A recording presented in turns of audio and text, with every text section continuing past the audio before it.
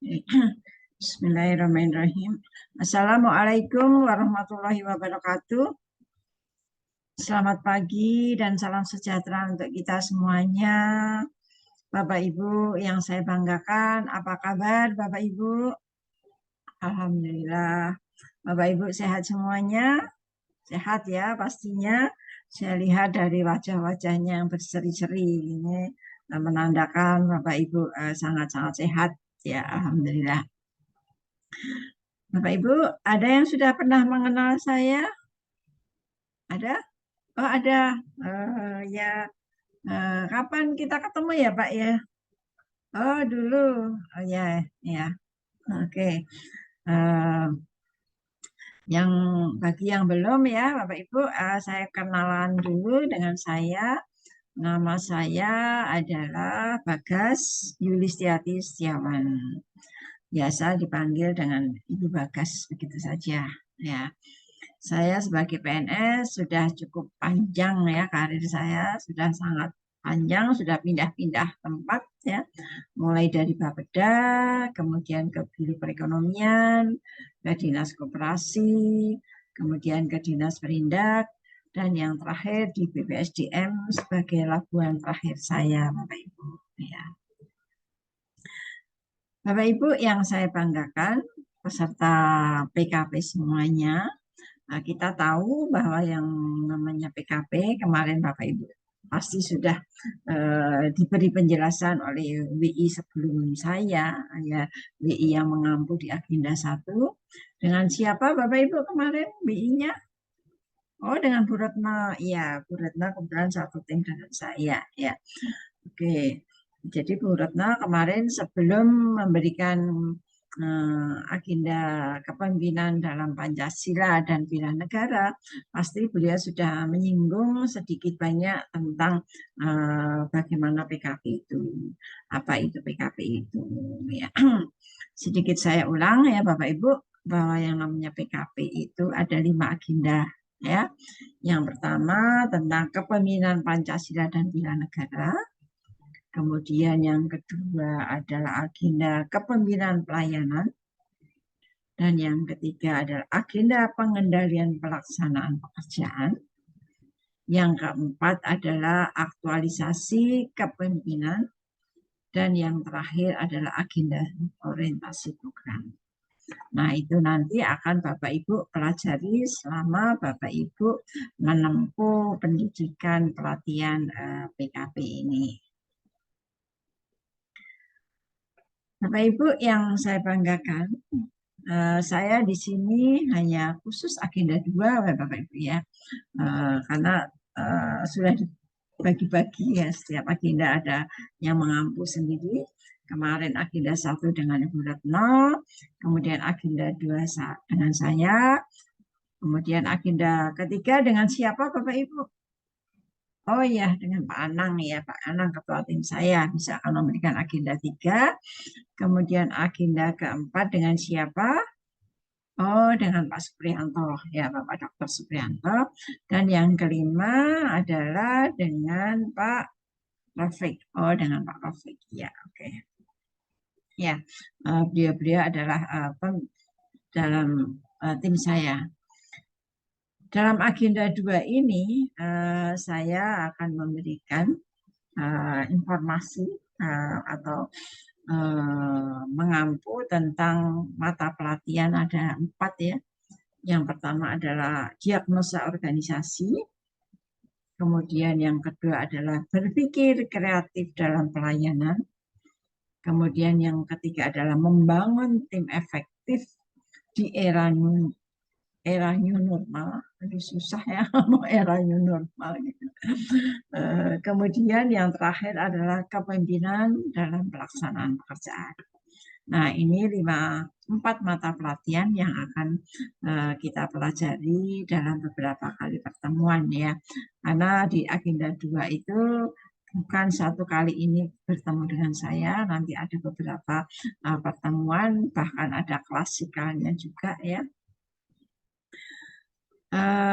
Kemudian Bapak Ibu, bagaimana sih sistem penyelenggaraan diklat PKP ini ya, pelatihan PKP ini. Kalau dihitung jumlah jam pelajarannya Bapak Ibu ya, itu PKP itu secara keseluruhan ada 905. 905 jam pelajaran itu setara dengan 104 hari. Ya, 104 hari itu lebih dari 3 bulan Bapak Ibu ya. Kalau 3 bulan kan 90 hari, ini 104 ya. Nah, jadi 3,5 bulan ya katakanlah seperti itu. Nah, kemudian agenda 2 sendiri Bapak Ibu. Agenda 2 sendiri itu terdiri dari beberapa tahapan ya. Ada self learning, Bapak Ibu belajar secara mandiri ya. Itu waktunya 10 JP. Kemudian ada sinkronus dan asinkronus. Sinkronus artinya Bapak Ibu akan ketemu dengan saya. Itu waktunya berapa JP ya? Sinkronus dan asinkronus itu waktunya ada 20 JP. Dan kemudian untuk klasikal ada 26 JP. Bapak Ibu yang saya banggakan, sebenarnya apa sih tujuan strategi pembelajaran ini Bapak Ibu ya? Tujuan dari strategi pembelajaran ini adalah yang pertama adalah untuk menyamakan persepsi. Ya, untuk menyamakan persepsi sehingga Bapak Ibu bisa fokus ya. Fokus karena kalau persepsinya nggak sama nanti apa ya, tidak fokus ya, ada berpikir A, berpikir B, berpikir C, jadi tidak fokus sehingga kita samakan dulu ya, A atau B atau C, mana yang kita sepakati, mana yang benar ya. Ini intinya dari situ, kita harus satu persepsi, satu frekuensi, satu chemistry. Kemudian tujuan yang kedua adalah untuk melibatkan Bapak Ibu sehingga kita bisa menjadi proses belajar mengajarnya bisa secara interaktif.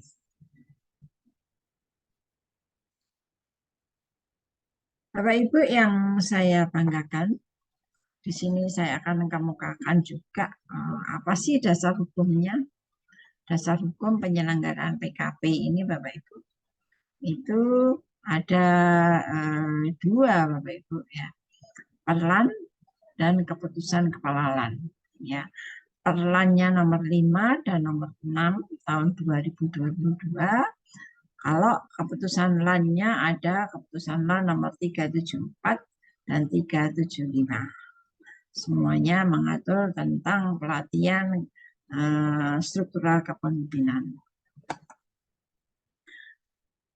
Bapak Ibu yang saya banggakan, sebenarnya nanti di dalam agenda 2 itu apa saja sih yang kita akan ketahui ya, akan kita pelajari, akan kita ikutin ya. Itu ada 4 yang akan kita jelaskan Bapak Ibu ya. Yang pertama adalah keterkaitan agenda 2 dengan agenda yang lain. Kemudian yang kedua adalah mata pelatihan yang ada di dalam agenda 2 itu apa saja, nanti kita bahas. Kemudian learning journey agenda 2, Bapak Ibu juga harus tahu, biar Bapak Ibu bisa mempersiapkan strateginya bagaimana mengikuti learning journey agenda 2 ini. Kemudian yang terakhir adalah desain pembelajaran agenda 2. Desain atau strategi pembelajaran di agenda 2. Oke, kita mulai dari yang pertama, yaitu keterkaitan antar agenda. Ada 4 agenda yang terkait Bapak Ibu ya. Agenda pertama tentang agenda kepemimpinan Pancasila dan bela negara. Ini intinya adalah pengendalian diri. Pengendalian diri yaitu untuk menunjukkan perilaku kepemimpinan Pancasila, ya, kepemimpinan Pancasila dan bela negara dalam pengendalian pelayanan publik sebagai bagian dari upaya untuk bela negara. Ya, kita tahu bahwa kita sebagai PNS memiliki salah satu peran utama yaitu sebagai perekat pemersatu bangsa. Ya, jadi kita sebagai pemimpin, Bapak Ibu harus memiliki perilaku kepemimpinan Pancasila itu seperti apa. Kemudian berikutnya yaitu agenda kepemimpinan pelayanan. Ya, kalau yang tadi adalah pengendalian diri sendiri, kalau sekarang adalah bagaimana Bapak Ibu bisa mengendalikan orang lain. Ya, yaitu Bapak Ibu akan bisa mendiagnosa masalah dan menemukan ya, ini istilah dari RAN ya Bapak Ibu ya, saya menemukan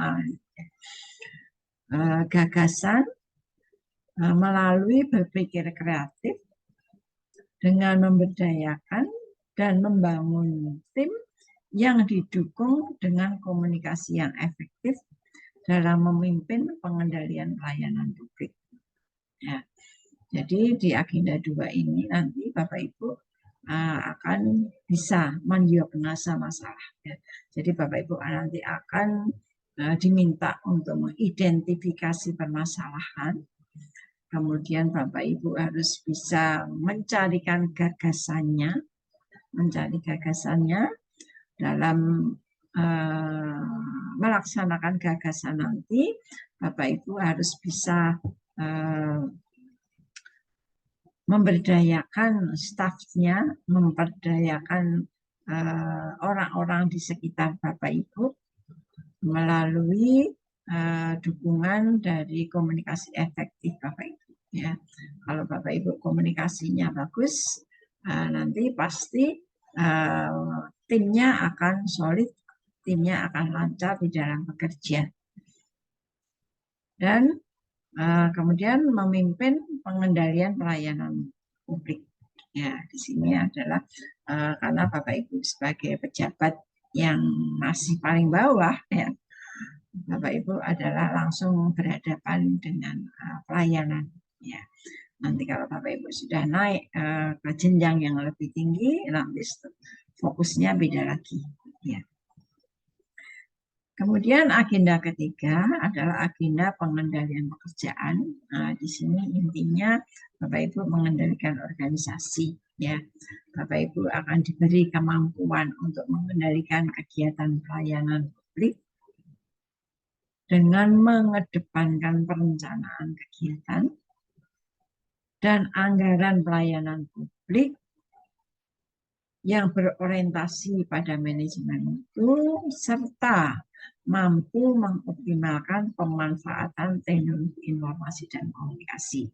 Nah, di sini Bapak Ibu ada yang baru, yaitu Bapak Ibu harus bisa mengoptimalkan pemanfaatan teknologi IT. Ya. Bukan berarti Bapak Ibu harus menguasai program-program atau software-software dari IT, tidak sejauh itu. Tapi yang penting Bapak Ibu bisa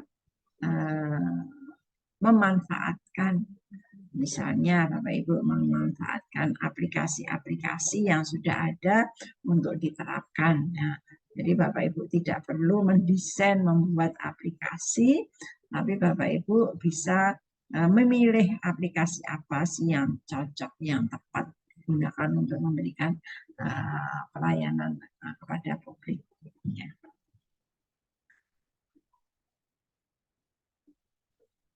Bapak Ibu yang saya banggakan, kemudian untuk yang agenda yang terakhir, yaitu agenda aktualisasi kepemimpinan, yaitu mengaktualisasikan kapasitas kepemimpinan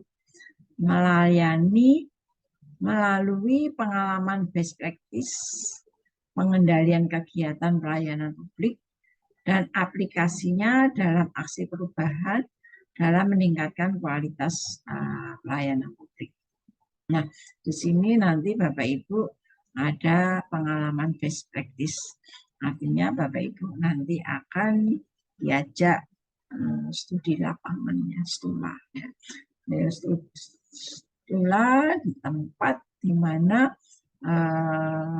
sudah menerapkan pelayanan publik yang berbasis pada IT tadi dengan sangat baik, ya, sehingga Bapak Ibu bisa dengan best practice tersebut Bapak Ibu bisa belajar akan mengadopsi atau akan mengadaptasikan pengalaman best practice yang Bapak Ibu lihat secara langsung di lapangan tadi. Nah, Bapak Ibu yang saya banggakan,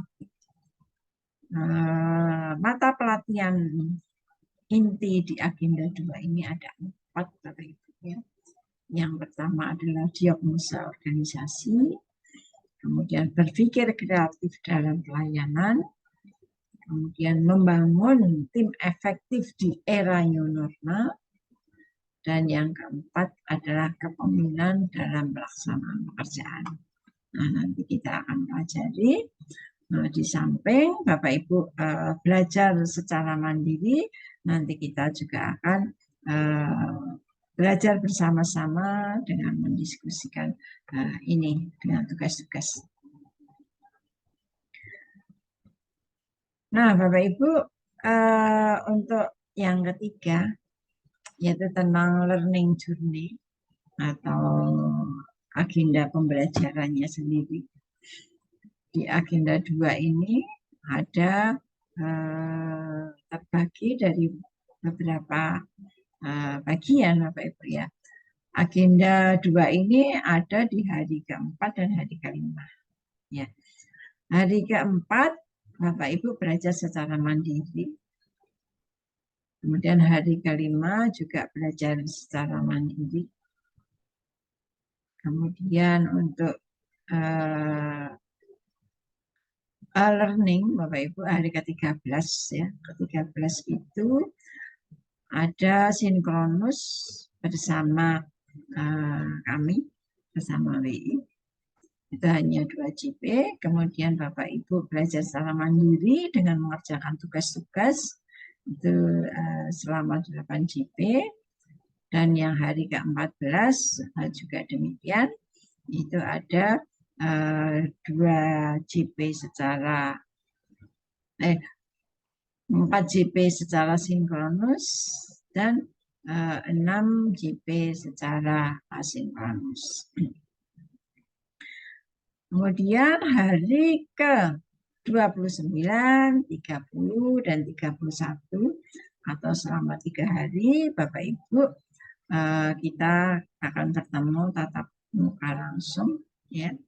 Hari ke-29 nanti ada 9 JP, hari ke-30 ada 12 JP, dan hari ke-31 ada 5 JP.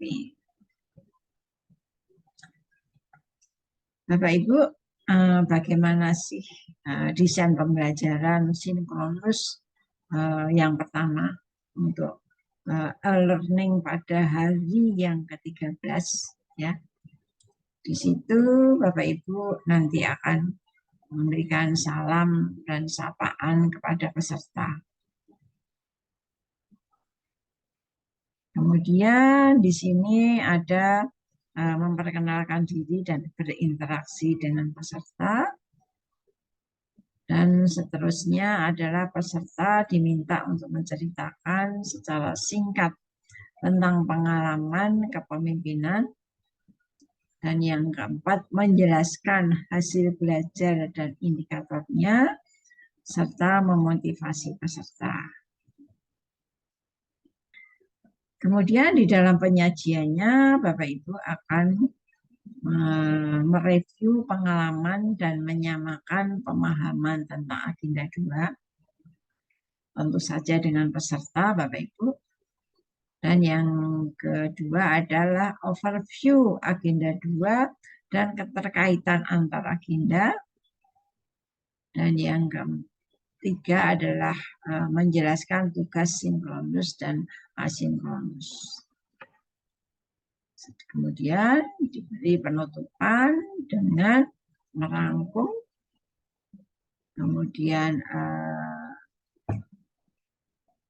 menginventarisasi capaian belajarnya, kemudian memberikan umpan balik, dan mengapresiasi pada peserta, dan closing statement. Nah, Bapak Ibu yang saya banggakan, kemudian bagaimana dengan hari yang ke-14? Hari yang ke-14 ini Bapak Ibu yang pertama akan memberikan salam dan sapaan kepada peserta ya. Itu selalu di setiap pertemuan akan seperti itu. Kemudian Bapak Ibu akan menggali pengalaman peserta di dalam menyelesaikan tugas individu dan kelompoknya. Kemudian menjelaskan hasil belajar dan indikatornya. Kemudian setelah pembukaan tersebut, Bapak Ibu selama 2 JP ini harus bisa menyajikan. Ada 3 hal yang harus bisa yang tersampaikan kepada peserta, yaitu yang pertama adalah analisis pengalaman bersama peserta dikaitkan dengan level mata pelatihan yang dibahas. Ya. Nanti peserta diminta untuk paparan, ya. Kita ambil contoh beberapa peserta, tidak usah semuanya. Waktu yang tersedia untuk ini adalah 45 menit. Ya. Kemudian analisis role model pemimpin yang telah menerapkan kepemimpinan pelayanan dengan membangun tim kerja yang efektif. Nah, nanti juga presentasi kelompok Bapak Ibu ya. Kelompok, kemudian pembulatan dan umpan balik. Setelah itu ditutup dengan menyimpulkan dan menyemangati dan memberikan apresiasi kepada mengapresiasi terhadap keaktifan peserta, kemudian memberikan motivasi kepada mereka, dan ucapan terima kasih dan permintaan maaf apabila ada yang kurang berkenan di hati para peserta.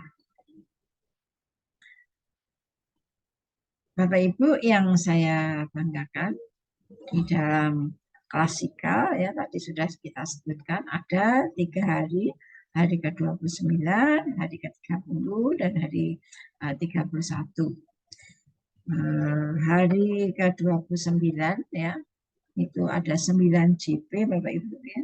Sangat panjang sekali 9 JP. Ya, 9 JP itu 1 hari penuh ya Bapak Ibu. Itu nanti akan kita isi dengan yang pertama tentu saja sebagai pembukaan kita akan memberikan salam, kemudian menyapa peserta, kemudian memperkenalkan diri, ya, interaksi dengan peserta, kemudian kita juga tanya jawab kepada peserta bagaimana pengalaman mereka belajar secara mandiri, ya.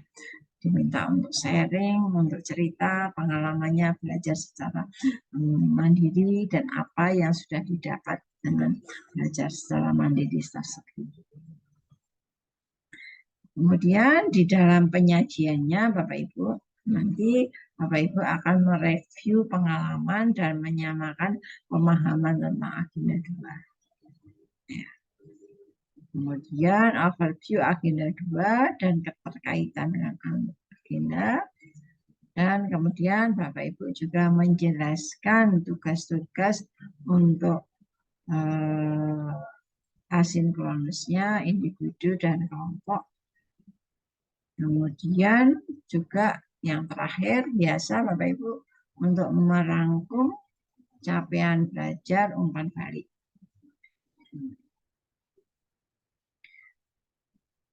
Kemudian bagaimana dengan desain pembelajaran hari ke-30 pada waktu klasikal?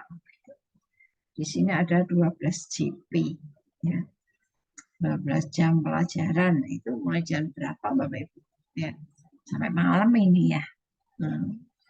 Ya, biasa untuk pembukaan ya, klasik ya Bapak Ibu, biasa.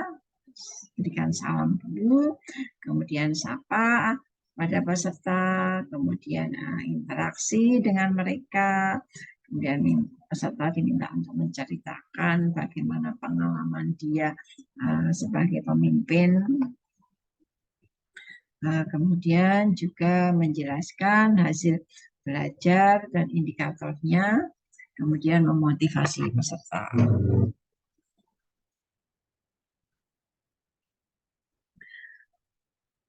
Bapak Ibu yang saya banggakan, bagaimana dengan ice breaking? Bagaimana dengan penyajian?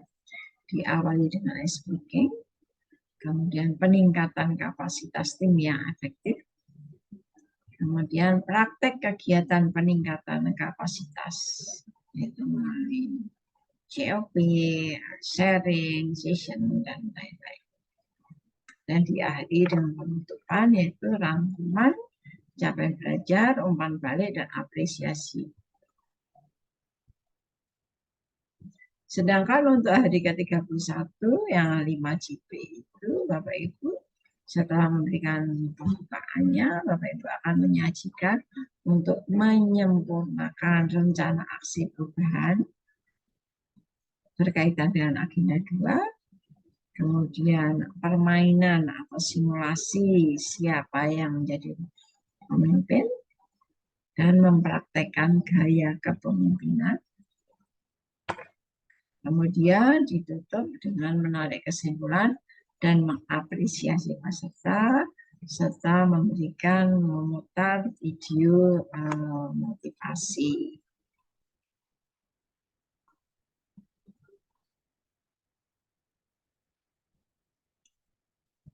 Nah, Bapak Ibu, sebagai contoh salah satu atau motivasi yang sangat terkenal dari Jack Welch, yaitu adalah sebelum kamu menjadi seorang pemimpin, kesuksesan adalah tentang bagaimana pengembangan diri. Dan ketika kamu sudah menjadi seorang pemimpin, ukuran kesuksesan adalah menumbuhkan orang lain. Jadi kalau sudah menjadi pemimpin, tetapi masih orientasinya pada diri sendiri, itu belum bisa dikatakan sukses ya. Kesuksesan seorang pemimpin ya harus bisa menumbuhkan orang lain ya, di samping pengembangan diri. Pengembangan diri itu kan untuk individu siapapun membutuhkan itu. Nah, saya kira sampai di sini Bapak Ibu apa yang bisa kita pelajari dalam strategi pembelajaran nanti. Ya, terima kasih. Sampai ketemu di lain waktu. Sampai ketemu dengan saya, dengan Bagas Yulistiawan, BI dari BPSDM Provinsi Jawa Timur. Terima kasih. Saya tutup. Akhirul kalam. Wassalamualaikum warahmatullahi wabarakatuh. Terima kasih.